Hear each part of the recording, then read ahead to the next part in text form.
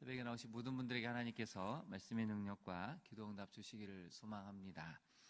오늘의 말씀은 에스더가 죽으면 죽으리라고 고백한 유명한 장이 있는 내용입니다.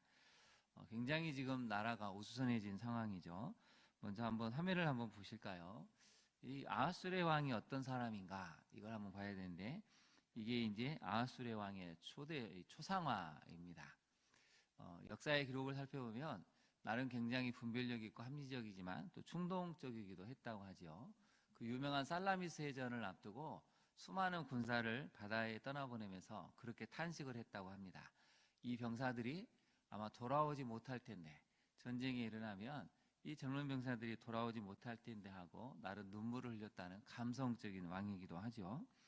이 아하수레 왕, 역사적으로는 크세르 왕이라고 하는데요. 영화 300을 보신 분들이 보시면 거기에 등장했던 왕이 바로 이 왕입니다. 이 제국이 얼마나 컸는지 여러분 한번 보실까요? 지금 아하수레 왕이 다스린 나라가 지금 시대로 보면 터키, 이라크, 시리아, 이집트, 이란, 파키스탄, 아프가니스탄, 그다음 우즈베키스탄, 이렇게 엄청난 제국을 이루고 있습니다. 이 제국에 모든 파벌병들이 달려가서 이제 정한 날짜에 유대인들은 남녀노소를 막론하고 다 죽이라고, 도륙하라고, 재산을 탈취하라고 명령을 내렸습니다. 문제는 이 명령이 이제 전달되는 시점이기도 하지만 기다리는 시간이 문제죠. 그 옛날에 흑사병에 관한 유명한 일화를 살펴보면 흑사병이 막 달려가는데 어떤 사람이 이제 꿈인데 아무튼 이제 그렇게 물어봤다는 것이죠. 너는 아주 악한 병인데 도대체 몇 명을 죽이려고 가느냐? 그랬더니 10,000명만 죽이고 오겠다 이거 갔는데 실제로 10만 명이 죽었답니다. 그래서 다시 이제 그 현자가 물어봤는데 너는 10,000명이라 해놓고 왜 10만 명이 죽었느냐? 그랬더니 굉장히 놀라운 이야기를 들려줬다고 하죠. 나는 원래 10,000명만 생각했는데 9만 명은 미리 공포 때문에, 두려움 때문에, 그리고 이 불안함 때문에 스스로 그걸 견디지 못해서 병이 돌자마자 그것 때문에 낙심해서 죽었다는 이야기가 있습니다. 무슨 얘기냐면 여러분 한번 날짜를 한번 보실까요? 이 사람들이 제비를 뽑아서 어떻게 생각을 했습니까? 3장으로 한번 잠깐 가보실까요? 3장 12절에 보면 첫째 달 13일에 왕의 서기관이 소집되어서 명령을 내리죠. 근데 언제 해야 되느냐? 첫째 달 1월 13일에 이제 왕의 명령이 선포가 되는데 시행 날짜는 보시면 2장 13절 한번 보실까요? 12째 달 곧 아달월 13일 하루라고 이야기합니다. 몇 개월의 차이가 있습니까? 11개월의 차이가 있습니다. 11개월 동안 유대인들이 할 수 있는 게 아무것도 없습니다. 여러분 그러면 사람은 어떻게 되겠습니까? 멘붕이 오죠. 최근에 그 지구의 종말을 다룬 영화 그 넷플릭스에서 이제 드라마가 하나 나왔는데 지구의 종말이 왔을 때 사람들이 어떤 모습으로 보이는가는 그런 내용이기도 합니다. 저는 보지는 않았지만 이제 대충 이 소설의 내용을 살펴보니까 사람들이 극심한 공포와 불안 때문에 서로 죽고 죽이고 자포자기하는 모습이 나옵니다. 11개월의 삶 동안 유다인들은 정말 아무것도 할 수가 없습니다. 제국을 벗어나서 도망칠 수도 없고 자기를 방어하기에는 너무 연약합니다. 속수무책으로 이런 불안한 두려운 공포를 무려 11개월을 견뎌내야 한다는 것이죠. 근데 문제는 이 왕의 명령이 제국 전체에 퍼지기에는 굉장히 또 긴 시간이 소요가 된다는 것이죠. 너무 제국이 크기 때문에 말로 달려도 한 달 이상, 2달 이상, 석 달 이상이 걸릴 수가 있습니다. 이런 혼란함이 있는 상황에서 이제 4장이 시작이 됩니다. 먼저 여러분 사진을 한번 보실까요? 우리가 전체적인 에스더스를 봤을 때 이걸 꼭 기억을 하셔야 됩니다. 악한 한 사람과 한 무리가 있습니다. 기도하는 한 사람과 한 무리가 있습니다. 이 한 사람들이, 이 한 무리들이 세계 역사를 바꾸고 하나님의 놀라운 구속사가 어떻게 실현되는지를 보여준다는 것이죠.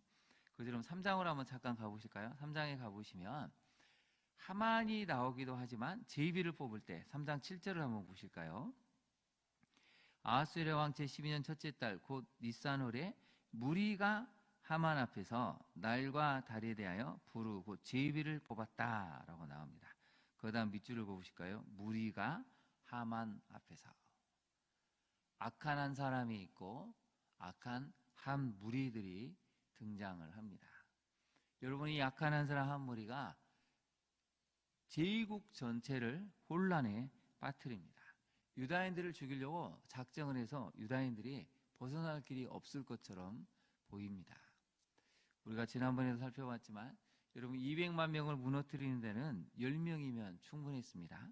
제국 전체의 무질서와 혼란을 불러일으키는 데는 하만과 하만을 따르는 소수의 무리들이면 몇천만 명에게 혼란을, 무질서를 그리고 도탄에 빠지게 하는 데는 아무 문제가 없다고 성경은 알려주고 있습니다. 오늘 메시지를 한번 살펴볼까요? 제국 전체와 유다 민족이 혼란과 도탄에 빠진 이유는 교만한 마음을 가진 악한 사람들 때문입니다. 여러분, 왜 하만이 모르드게뿐만 아니라 유다 민족 전체를 죽이려고 합니까? 이유는 딱 한 가지죠. 나한테 절을 하지 않기 때문입니다. 문지기 주제에 다른 모든 신하들은 자기 앞에 무릎을 꿇고 경배를 하는데 유독 모르드게만 절을 하지 않는 것이죠. 기분이 나쁜 것입니다. 내가 어떤 사람인데 너가 감히 절을 안 해? 인사를 안 해?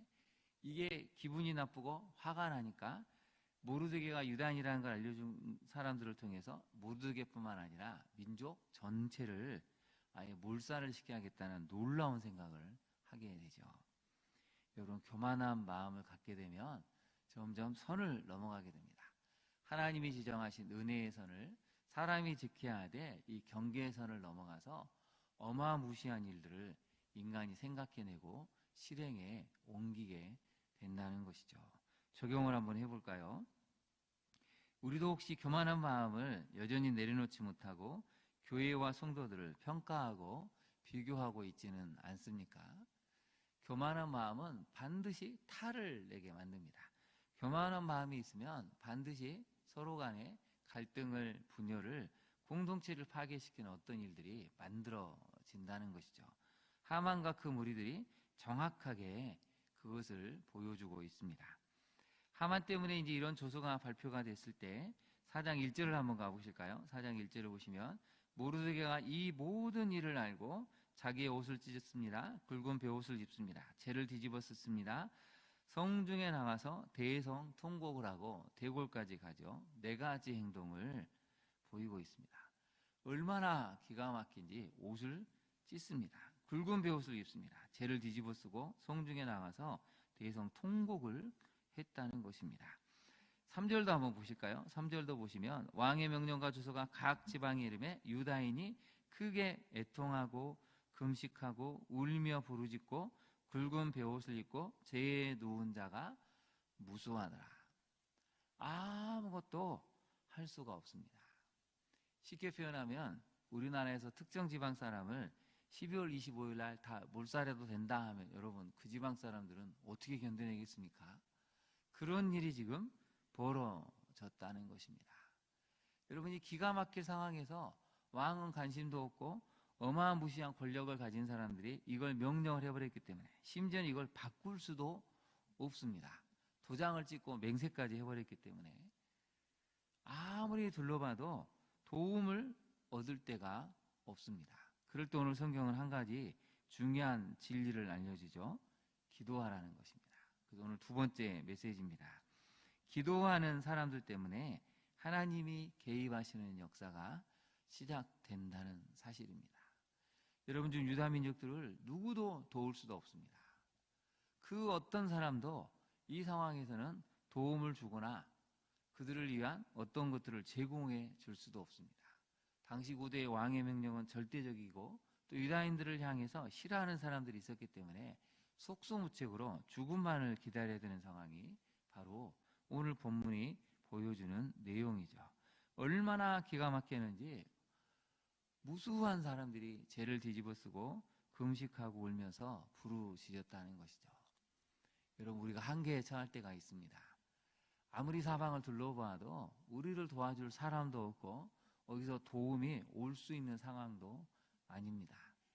그럴 때 우리는 무엇을 해야 됩니까? 오늘 본문을 살펴보니 기도 외에는 답이 없다는 것을 성경은 보여주고 있습니다. 기가 막힐 상황에서 모르드게는 유다 백성들은 이 상황에 대해서 금식을 하고 통곡을 하면서 하나님께 부르짖게 됩니다. 적용을 한번 해볼까요? 도저히 불가능하다고 여겨서 기도를 놓고 있는 상황과 환경은 무엇입니까? 여러분 스스로 지금 이건 도저히 불가능하다고 여겨서 낙심하고 절망하고 좌절하면서 기도를 포기하고 있는 상황은 혹시 없습니까? 오늘 본문은 그러지 말라고 이야기를 들려주고 있습니다. 그럼 세 번째 메시지를 한번 살펴볼까요? 세 번째 메시지를 먼저 살펴보면 우리가 서 있는 자리와 이치는 하나님의 구속사를 실현하기 위한 그 때와 시기임을 기억해야 한다는 사실입니다. 모르드게가 대성통곡하고 죄를 뒤집어쓰고 대원 앞에서 온다는 것을 이 에스더가 알게 됐습니다. 나중에 자초지종을 듣게 되었습니다. 근데 모르드게가 한 가지만을 분명하게 얘기합니다. 여러분 8절을 한번 보실까요? 8절을 보시면 지금 이 하만이 어떤 일을 행하고 있는지를 정확하게 알려줬죠. 그리고 8절을 다시 한번 읽어볼까요? 시작. 또 유다인을 진멸하라고 수상궁에서 내린 조소 초본을 하닥에게 주어 에스더에게 보여 알게 하고 또 그에게 부탁하여 왕에게 나아가서 그 앞에서 자기 민족을 위하여 간절히 구하라 하니. 이걸 요약하면 딱 한마디입니다. 지금 희망은 너 한 사람밖에 없다. 지금 우리 민족이 살 수 있는 유일한 희망, 그것을 가지고 있는 실마리, 우리 민족을 위해서 구원의 열쇠를 돌릴 수 있는 사람은 지금 에스더 너 한 사람밖에 없다. 그니 우리를 도와달라는 것입니다. 너 한 사람에게 우리 민족의 운명이 달려있다는 것이죠. 누구도 왕 앞에 나아갈 수가 없습니다. 왕 앞에 나아갈 수 있는 유일한 사람은 에스더 너 한 사람이다. 그러니 너 한 사람이 우리의 희망이고 우리 민족이 살 수 있는 마지막 등불이라고 지금 이 모르드게가 알려주고 있는 것이죠. 그런데 오늘 본문을 보니까 에스더도 한계가 있습니다. 모르드게와 유다 민족이 지금 거대한 한계 앞에 직면한 것처럼 지금 에스더도 한계 상황에 직면해 있습니다. 왜 그렇습니까? 11절을 한번 보실까요? 11절을 보시면 당대의 이 모든 제국의 사람들은 왕이 부르지 않을 때 나가면 궁정에 있는 수비대들이 왕의 명령이 없어도 바로 사살을 해야 됩니다. 이 암살자일 수도 있기 때문에 그 누구도 왕이 부르지 않는 이상은 그 어떤 신하든 왕비조차라도 부르지 않고 나가실 때는 바로 그 자리에서 죽여도 된다는 이 왕궁의 규정이 있습니다. 그런데 여러분 11절 마지막을 보니까 이제 내가 부름을 입어 왕에게 나가지 못한 지가 며칠이 됐다고요? 이미 30일이다. 왕이 벌써 에스더에게 관심이 없어졌습니다. 다른 후궁들에게 처첩들에게 마음이 가서 찾아오지를 않았다는 것이죠. 에스더도 한계가 있습니다. 그럴 때 그 유명한 이야기가 나오죠. 우리 14절을 한번 볼까요? 13절부터 보겠습니다. 모르드게가 이렇게 얘기하죠. 너는 왕궁에 있으니 모든 유다인 중에 홀로 목숨을 건지리라 생각하지 말라. 이때 내가 만일 잠잠하여 말이 없으면 유다인은 어디로 말미암아 노임과 구원을 받는다고요? 다른 데로 말미암아. 거기다 한번 네모를 줘보시죠. 다른 데로 말미암아 노임과 구원을 얻게 될 텐데 너와 내 아버지 집은 멸망하게 된다는 것이죠. 내가 왕후의 자리를 얻은 것이 이때를 위함이 아닐는지 누가 알겠느냐. 그 다음 밑줄을 보실까요? 이때를 위함이다. 이게 중요하죠. 그리고 14절에 보면 다른 데와 이때를 위함이 굉장히 중요한 구절입니다. 에스더 너가 이것을 거부하고 나도 한계가 있습니다. 나도 목숨을 걸어야 되는데 장담을 못하겠고 너무 두렵습니다 했을 때 모르드게가 알려주죠.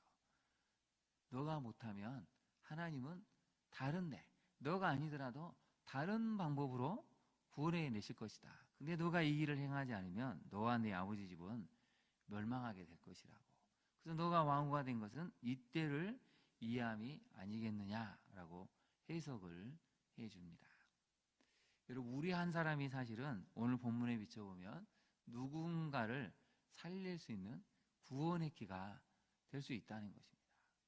내가 누군가의 영혼을 살릴 수 있는 그 구원의 키가 될 수 있다는 것이죠. 그때를 위해서 하나님이 지금 우리에게 이런 가정을 주셨고 광양중앙교회 신앙생활을 할 수 있도록 인도하셨고, 그래서 우리로 하여금 그 누군가를 살리기 위해서 많은 역할을 주셨다는 것이 오늘 모르드게의 입에서 나오는 중요한 내용입니다. 여러분, 하나님은 우리를 구원의 통로로 쓰임받기를 원하고 계십니다. 다른 데가 아니라 바로 나 한 사람, 그 구원의 길을 돌릴 수 있는 나 한 사람이 이때를 위해서 준비가 되었다고 오늘 에스더서는 알려주고 있습니다. 모르드게가 이렇게 이야기를 하니까 에스더가 이제 그 유명한 이야기를 하죠. 그러면 수산에 있는 모든 유다인들을 모아서 나를 위하여 금식하되 밤낮 3일을 먹지도 말고 마시지도 마소서. 그러면서 나와 시녀와 더불어 이렇게 금식한 후에 왕에게 나아갈 텐데, 마지막 16절 마지막에 뭐라고 나옵니까? 죽으면 죽으리이다. 본인뿐만 아니라 시녀들을 다 모아서 3일 동안 물도 떡도 먹지 않고 금식하며 기도하겠다고 알려주고 있습니다. 여러분, 기도는 때로는 필사적인 것입니다. 기도를 어쩔 땐 편안하게 할 수도 있지만 정말 민족의 운명, 우리 인생이 달렸을 때는 이렇게 죽음을 각오하는 기도도 때로는 필요하다는 것이 오늘 본문이 들려주는 중요한 내용입니다. 어쩌면 오늘 새벽기도에 나오신 분들 중에 그렇게 정말 죽음을 각오하고 기도하는 분들도 있을 것입니다. 건강의 문제 때문에, 자녀의 고난 때문에, 내 인생에 닥친 여러 가지 말할 수 없는 아픔 때문에 죽음을 각오하고 하나님 앞에 매달리는 그 사람들에게 하나님은 어떻게 역사하십니까? 드디어 구원의 빛을 보여주십니다. 그대로 5장부터 보면 사실 3일 금식하다고 해서 크게 달라진 것은 없어 보이는데 미세하게 흐름이 바뀌기 시작합니다. 전혀 하만과 그 악한 무리들은 알 수도 없는 그 흐름들이 하나씩 만들어져서 마침내 에스더도 살고 모르드게가 유다 민족도 살아나는 역사가 나타납니다. 늘 하나님 앞에 전심을 다해서 진정으로 기도하는 여러분들에게 하나님이 새로운 흐름을 만드시고 여러분을 살게 해 주십니다. 그 하나님을 바라보고 이 새벽 기도에 다시 한번 부르짖으면서 마음의 평안과 주님이 주시는 그 말씀의 은혜를 경험하고 돌아갈 수 있는 우리 모든 성도님들 되시기를 진심으로 축원합니다. 기도하겠습니다. 하나님, 할 수 있는 것이 기도밖에 없어서 그저 눈물로 하나님 앞에 간구하며 부르짖었던 모르드게와 또 에스더를 다시 한번 말씀을 통해 살펴봅니다. 주님, 우리를 구원할 때가 아무도 없을 때 우리는 정말 에스더처럼 목숨을 걸고 죽으면 죽으리라는 이 마음을 가지고 자녀의 고난 앞에서, 질병의 고난 앞에서, 또 남에게 말할 수 없는 큰 아픔 속에서 하나님께 매달립니다. 그럴 때 하나님이 어떻게 우리에게 다가왔다 이 악한 흐름들, 멸망의 흐름들을 하나씩 바꾸시고 마침내 우리를 살 길로, 생명의 길로, 구원의 길로 이끌어 가시는지 다시 한번 살펴봅니다. 이 새벽에 나와 간절히 부르짖는 우리의 기도에 주님 기회를 기울여 주시고 하나씩 인생의 흐름을 은혜의 흐름으로 바꿔주시는 그 하나님을 경험하고 돌아가는 귀한 이 기도의 자리가 되게 하옵소서. 예수님 이름으로 기도합니다. 아멘. 하늘에 계신 우리 아버지, 아버지의 이름을 거룩하게 하시며 아버지의 나라가 오게 하시며 아버지의 뜻이 하늘에서와 같이 땅에서도 이루어지게 하소서. 오늘 우리에게 일용할 양식을 주시고 우리가 우리에게 잘못한 사람을 용서하여 준 것 같이 우리 죄를 용서하여 주시고 우리를 시험에 빠지지 않게 하시고 악에서 구하소서. 나라와 권능과 영광이 영원히 아버지의 것입니다. 아멘. 함께 기도하겠습니다. 오늘의 말씀을 여러분 기억하시고 기도하는 한 사람들 때문에 하나님께서 개입하시는 역사가 시작이 됩니다. 주님, 우리에게 이런 기도의 마음, 기도의 능력을 허락하셔서 우리가 기도하는 가운데 교만한 마음은 버리게 하시고 우리가 처해 있는 이치가 또 누군가를 살리기 위한 그 때임을, 그 자리임을 기억하고 또 또한 영혼을 구원하는 데 앞장서서 우리가 될 수 있도록 이 시간 주님의 마음을 가지고 기도할 수 있게 달라고 우리 이 시간 주님의 이름을 크게 부른 다음에 기도하며 나아가겠습니다. 주여, 이 시간 간절히